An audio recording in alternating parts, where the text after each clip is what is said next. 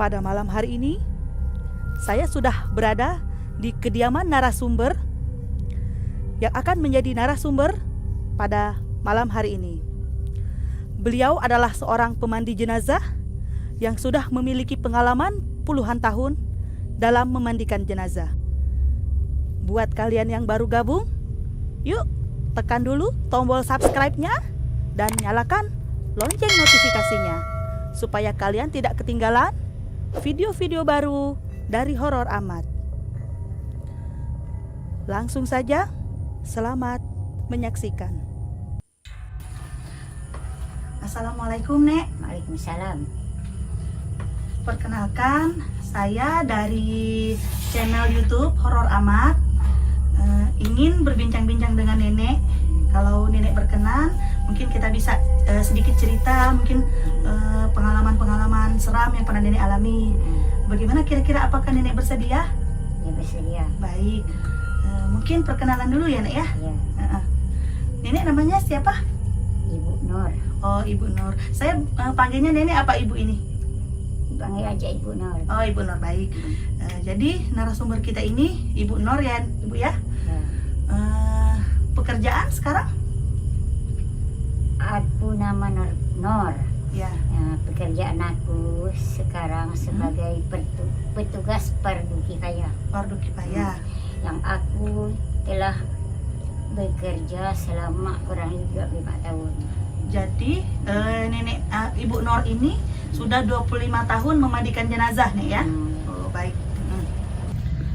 Mungkin sebelumnya Nenek bisa membagikan kepada kita semua mungkin suka dukanya jadi pemandi jenazah kira-kira apa, Nek? Sebenarnya tidak ada yang suka duka, hanya aku berbuat semasa aku sanggup, aku bisa, hanya tujuan aku untuk ibadah. Untuk ibadah. Jadi semuanya ikhlas lillahi ta'ala gitu ya, Nek, Ibu ya? Baik. Ibu 25 tahun sebagai pemandi jenazah, tentunya mungkin memiliki cerita-cerita seram begitu, Nek, atau apa? Pengalaman mungkin diganggu oleh makhluk halus. Apakah Ibu punya pengalaman seperti itu? Sebenarnya memang ada. Berapa tahun yang lalu kami masih bekerja di kebun. Tahu-tahu datanglah orang memanggil, katanya ada orang meninggal.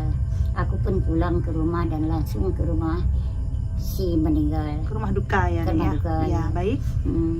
Di sana langsunglah aku bekerja sebagaimana biasa, memandikan sebagai biasa. Di situ pun nampaknya tidak ada yang aneh, tidak ada yang janggal kayak biasa.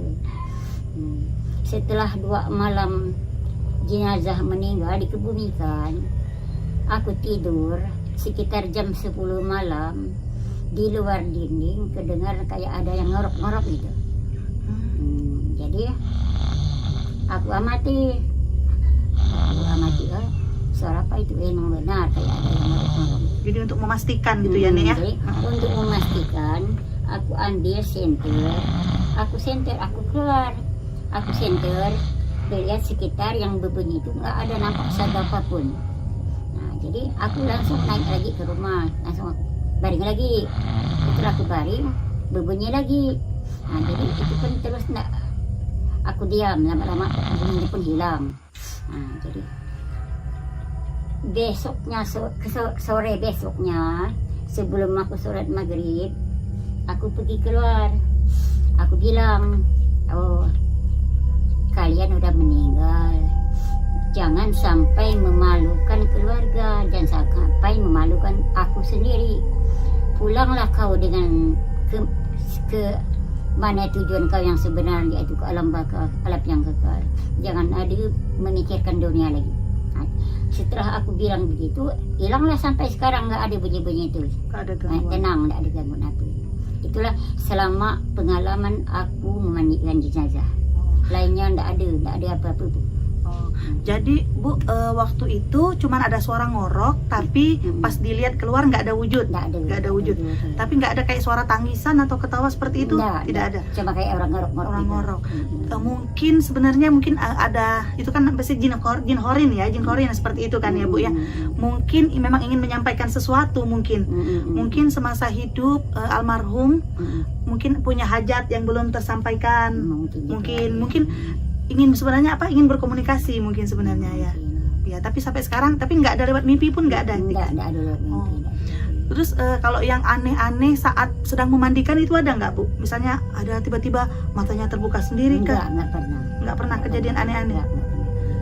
Dan selama 25 tahun itu jenazah yang Ibu mandikan itu maksudnya meninggal normal gitu ya Bu? Nggak pernah na'udzubillah min zalik gitu ya? Nggak yang bunuh diri? Nggak pernah megang? Nggak ada, cuma ada yang meninggal karena mau melahirkan gitu. Cuma ada yang melahirkan anaknya meninggal, dia meninggal. Ada yang belum lahir juga meninggal, sama emaknya sama anaknya meninggal semua. Ada juga selama 25 tahun. Jadi dikuburkan itu jenazah dalam keadaan perut membesar. Ada yang kejadian kayak gitu. Jadi ibu sama anak itu nggak ada yang selamat gitu ya Bu ya. Ya. Tapi nggak ada yang aneh malam-malamnya. Nggak ada yang aneh, enggak. Cuma selama 20 tahun itu hanya itulah kejadian yang aneh bagi aku. Cuma sekali itu. Lainnya aman ya, Nek ya. Oh.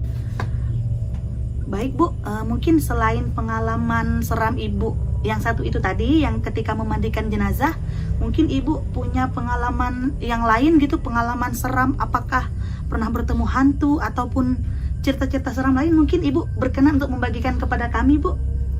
Ya mungkin, memang ada. Ini hanya cerita kalau zaman dahulu. Kalau zaman dahulu orang tuh enggak boleh janji-janjian kalau enggak ditepati. Jadi pada satu hari berjanjilah orang itu dengan saudaranya, katanya mau nginap di rumah saudaranya. Tahu-tahu enggak jadi, enggak beri kabar lagi. Enggak ngasih kabar gitu. Enggak ngasih kabar. Bilangnya mungkin siang aku mau nginap gitu. Siangnya mau nginap. Terus malamnya enggak datang, enggak kasih kabar. Enggak kasih kabar. Jadi saudaranya itu nunggu ya Bu ya? Ya nunggu. Terus habis maghrib datanglah seorang yang kaya dengan orang yang mau datang itu. Jadi menyerupai gitu? Menyerupai. Yang bawa anyaman tikar. Jadi sampai di rumah langsung lah nganyam orang itu. Tapi mukanya nggak mau ini, coba kelihatannya nyamping gitu. Nggak mau ngadep lurus. Nggak mau berhadapan gitu. Jadi rupanya orang rumah itu punya anak bayi. Tahu anaknya menangis, rewel gitu ya? Rewel gitu, menangis. Jadi kata orang itu bilang sama anaknya yang agak gede, coba tolong ambilkan karung kecampang. Rupanya kalau ketayangan kayak begitu, takutlah kan karung kecampang itu, karena di dalam karung kecampang itu ada bawang merah, ada jeringo, ada bahan-bahan gitu, kayak takut. Jadi akhirnya kabur, nggak tahu kemana perginya, hilang di mata-mata. Jadi tamu tak diundang itu nggak pamit, nggak apa hilang? Nggak pamit, nggak tahu kemana pergi. Apa saat itu maksudnya lagi duduk hilang atau hilang di mata-mata, nggak kelihatan? Nggak pamit, nggak apa, tiba-tiba nggak ada. Jadi itu rupanya bukan orang benaran, hanya menyerupai. Karena itulah, karena janji-janji itu nggak boleh, nggak ditepati. Terus pada malam itu ceritanya apa besoknya itu dikasih tahu gitu saudaranya bahwa semalam itu ada yang menyerupai kamu gitu? Ya dibilanglah sama saudaranya, kata saudaranya tak ada halangan apa gitu, nggak jadi pergi, nggak jadi pergi sini. Nggak jadi nginap. Wah, serem juga ya ceritanya ya Bu ya, pada zaman dulu ya. Terima kasih banyak ya Bu ya, udah mau berbagi dengan kita. Mudah-mudahan di lain waktu mungkin kita bisa ngobrol-ngobrol lagi ya Bu ya. Mudah-mudahan ya. Terima kasih banyak ya Bu ya. Terima kasih, sama-sama, terima kasih. Sobat hormat, itu tadi bincang-bincang kita dengan Ibu Nur. Beliau adalah seorang pemandi jenazah. Kalau kalian suka cerita ini, jangan lupa like ya. Kalau kalian punya pengalaman seram yang serupa, silahkan tuliskan di komentar yang di bawah ya. Terima kasih sudah menyaksikan video kita kali ini. Sampai jumpa lagi di video-video berikutnya. Salam hormat.